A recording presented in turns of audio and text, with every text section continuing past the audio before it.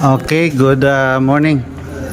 Good morning, Rick. Good morning, Oh, nagluluto, ano? So, for reference video natin to, sa file natin, anong araw ngayon, Rick? Saturday, February 3, no, 2024. So, mag-alas 12 na, no? 11:45 yata, no? So, nagluluto pa si Foreman Glenn. May nag-comment, mga last 2 weeks, pero ngayon ko lang nakita. Nagtanong siya, Rick, bakit daw yung sa column ba? Chinik ko nga kanina, wala na rin eh. Na-stripping na kasi natin eh. Nagtanong sa ba't daw yung column natin. Kunyari, example, yan, column yan ano. Yung horizontal whaler, yung pinaka-whaler. Yung whaler, sabihin, horizontal bracing, tawag doon, whaler. Ba't hindi raw siya uniform? Mas maano daw, mas dikit daw yung somewhere sa ilalim, sa baba. Ayun, nagdrawing ako rito para maintindihan kasi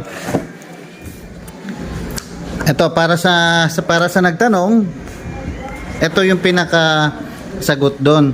Ito yung pinaka diagram niya to. Diagram, 'di ba?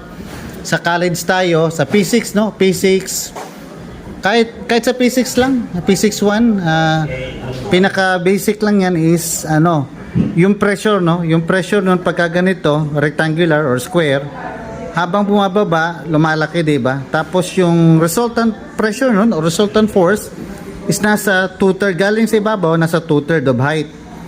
Kung sa ilalim naman is h/3. So ito yung h, so 1/3. So igaganon mo yan, ipoproject mo. Ito ngayon yung poste, naka-side view to, kunyari, naka-side view. So ito yung sinasabi nga yung whaler, tapos merong tie rod. Okay, so ang tanong niya, yung iba kasi nakikita niya, naka-uniform ang spacing niya, ganyan. Pwede naman. Pwede naman. Kaya lang yung sa atin, ginamitan natin talaga ng science na tatargetin talaga natin yung resultant pressure force, which is nasa 1/3 or 2/3 galing sa ibabaw. So, dito nakadikit yung dalawang whaler, no? Tapos may mga tie rod. Tapos yung sa ibabaw, pinaka-ano na lang to, pinaka-holder na lang, no? Ito talaga, dito talaga ang pupuwersa niyan. Yan, dyan. Kaya, yan ang sagot kung meron siya nakita sa video natin dati, Rick, na hindi pantay. Okay? Na hindi pantay. So, yun yung reason nun. Okay, I hope na na-gets niya, no? Para hintayin natin yung comment niya ulit. Kasi ang alam ko estudyante siya eh. Fourth year civil engineering student. Somewhere dun sa north, sa Northern Luzon. Okay? Layo.